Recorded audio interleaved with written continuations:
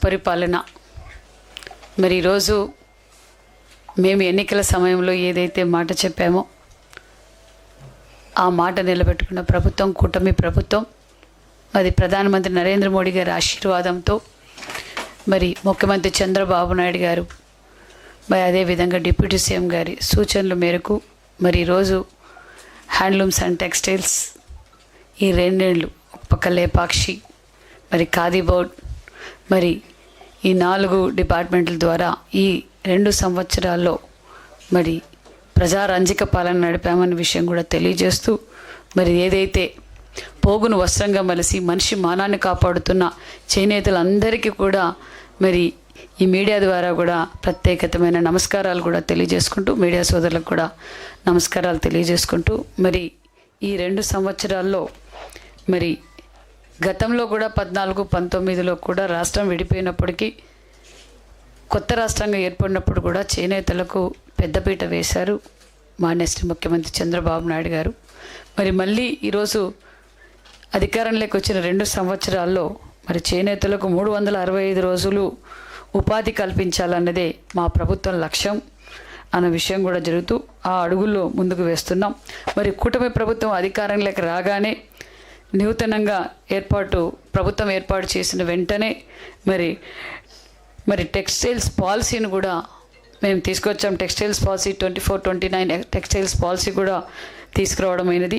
ఆ పాలసీ భాగంగా రాష్ట్రంలో టెక్స్టైల్స్ రంగంలో మరి పెట్టుబడులు కూడా 10,000 కోట్లు పెట్టుబడులు కూడా రావడం జరిగింది. మరి ఆ పెట్టుబడిదారులు రావడం వల్ల మరి ఉపాధి కూడా సుమారుగా 2 లక్షల మందికి ఉపాధి కూడా చూపించబోతున్నామన్న విషయాన్ని కూడా మీకు తెలియజేస్తూ, అదేవిధంగా మరి సుమారుగా 93,000 మందికి మరి 50 ఏళ్లకే 3,000 ఉన్న పెన్షన్ని 4,000 అందజేస్తున్నామన్న విషయాన్ని కూడా మీకు తెలియజేస్తున్నాం.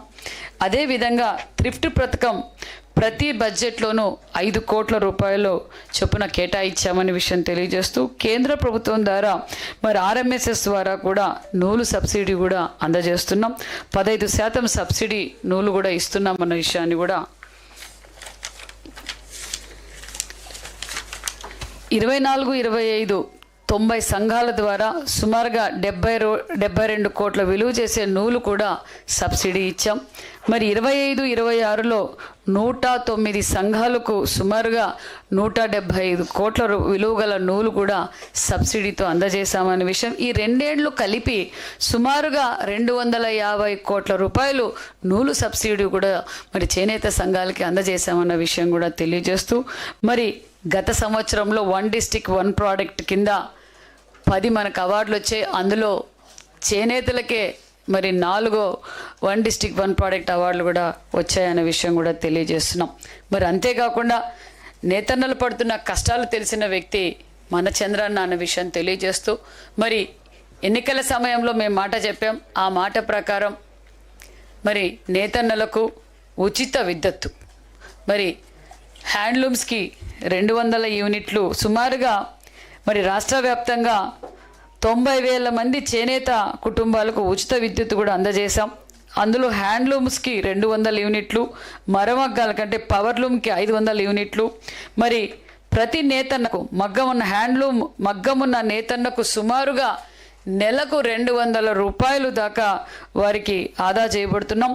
అదేవిధంగా ఏడాదికి 8,640 రూపాయలు లబ్ధి చెందుతుందన్న విషయం కూడా తెలియజేస్తూ, మరి పవర్లూమ్ మరమగ్గం నేతన్నలకు సుమారుగా నెలకి 1,860 రూపాయలు, మరి ఏడాదికి 21,600 రూపాయలు లబ్ధి పొందుతుందన్న విషయం తెలియజేస్తూ, మరి ఈ పథకానికి 150 కోట్ల రూపాయలు ఖర్చు పెట్టామన్న విషయం కూడా తెలియజేస్తున్నాం. అదేవిధంగా మరి చేనేత వస్త్రాల అమ్మకాలు, ఎందుకంటే వారు నేతన్నలు తయారు చేసిన వస్త్రాలను మరి ఎప్పటికప్పుడు మార్కెటింగ్ చేసే అవకాశం కూడా కల్పించాం. అదేవిధంగా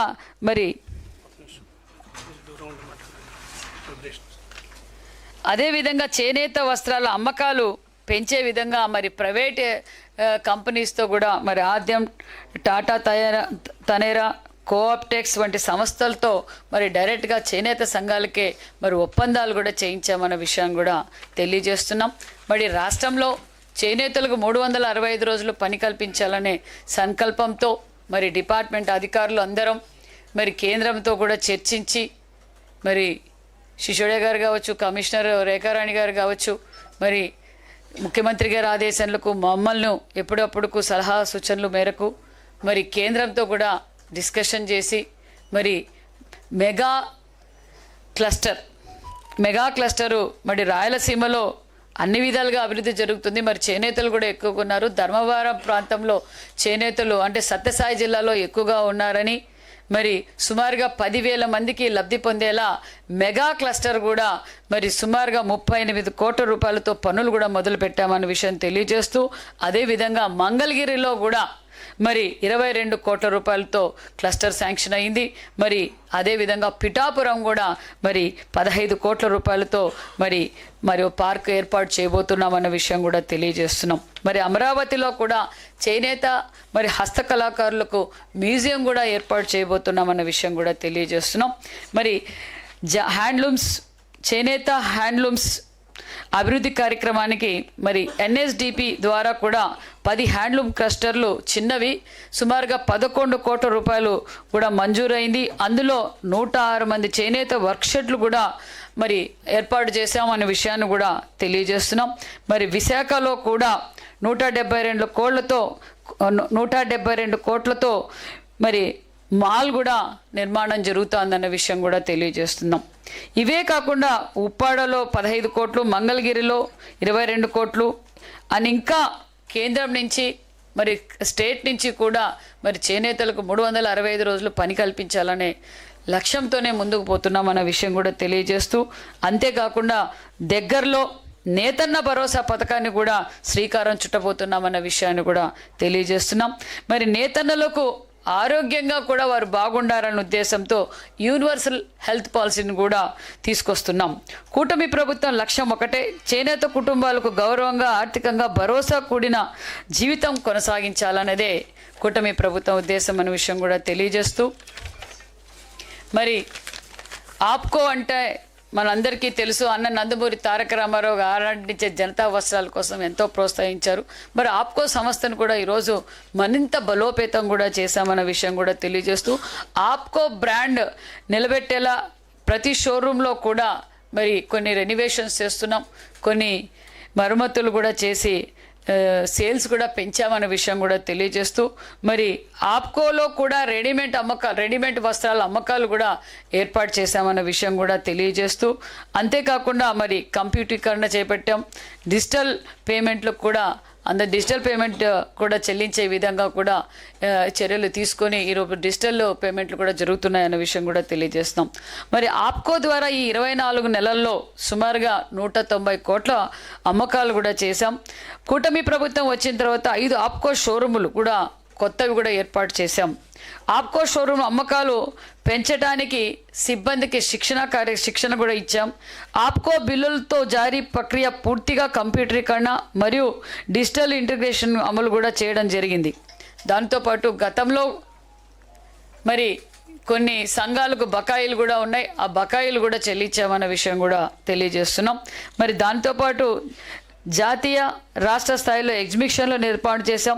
ఎగ్జిబిషన్ల ద్వారా కూడా 20 కోట్ల అమ్మకాలు కూడా జరిపాం. చేనేత వస్త్రాలు అమ్మకాలు పెంచేలా సోషల్ మీడియా ద్వారా విస్తృతం ప్రచారం చేస్తున్నామన్న విషయం అది స్వయాన మరి డిప్యూటీ సీఎం పవన్ కళ్యాణ్ గారు, మరి యువగళం అధినేత నారా లోకేష్ బాబు గారు, భువనమ్మ గారు కూడా చేనేత వస్త్రాలకు బాగా ప్రోత్సహించారు. మరి ఈరోజు చేనేత వస్త్రాల వాడిక కూడా బాగా పెరిగింది. మరి మీడియా ద్వారా కూడా నేను తెలియజేసేది ఒకటే, ప్రతి ఒక్కరూ వారానికి ఒక్కరోజైనా చేనేత వస్త్రాలు ధరించవలసింది కూడా కోరుకుంటూ, మరి చేనేత సహకార సంఘాలకు ఆప్కో బకాయిలు కూడా చెల్లించాం. మరి డిసెంబర్ జనవరి నెలలో 9 కోట్ల పైగా బకాయిలు చేనేత సహకార సంఘాలకు జమ చేశాం. మరి అంతేకాకుండా ఆప్కోని మరింత అభివృద్ధి బాటలో తీసుకెళ్తామన్న విషయం కూడా తెలియజేస్తూ, మరి ఆన్లైన్లో కూడా సుమారుగా 6,770 చేనేత ఉత్పత్తులు అమ్మకాలు కూడా చేస్తున్నాం. రెడీమేడ్ వస్త్రాల తయారీ నేతన్నకు శిక్షణ అందిస్తున్నాం. చేనేత వస్త్రాల అమ్మకాలు పెంచేలా ఎగ్జిబిషన్లు, చేనేత బజార్లు కూడా నిర్వహిస్తున్నాం. మరి 50%, 40%, 50% డిస్కౌంట్లతో కూడా చేనేత వస్త్రాలు అమ్మకాలు కూడా చేస్తున్నాం. మరి అంతేకాకుండా మొన్నటి రోజు అసెంబ్లీలో కూడా, ఎందుకంటే మన రాష్ట్రంలో ఏ ఉత్పత్తులు ఏ వస్త్రాలు తయారవుతాయి అనేది కూడా మొన్నటి రోజున మన ఎగ్జిబిషన్ లాగా మా ఎగ్జిబిషన్స్ కూడా అసెంబ్లీలో పెట్టాం, సెక్రటేరియట్లో పెట్టాం. ఎక్కడికక్కడికి ప్రజలకు చేనేత వస్త్రాల గురించి అవేర్నెస్ కూడా కలిగిస్తున్నామన్న విషయాన్ని కూడా తెలియజేస్తూ, మరి విశాఖలో సిసిఐ సదస్సులో పెట్టుబడులు కూడా ఎంఓయూలు కూడా అయ్యాయన్న విషయం కూడా తెలియజేస్తూ, మరి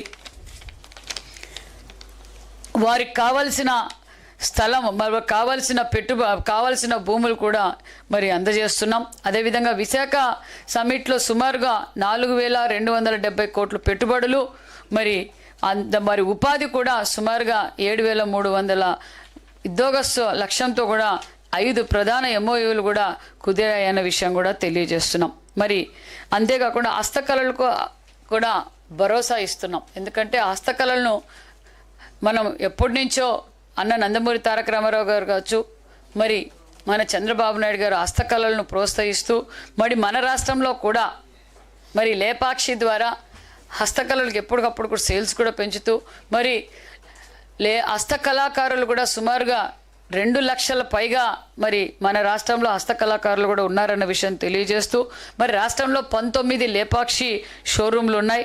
లేపాక్షి షోరూంలో కూడా అన్ని ఆధునీకరణ కూడా చేశాం. కొత్తగా రాజమండ్రి ఎయిర్పోర్ట్లో లేపాక్షి షోరూం కూడా కొత్తది ఏర్పాటు చేయబోతున్నాం.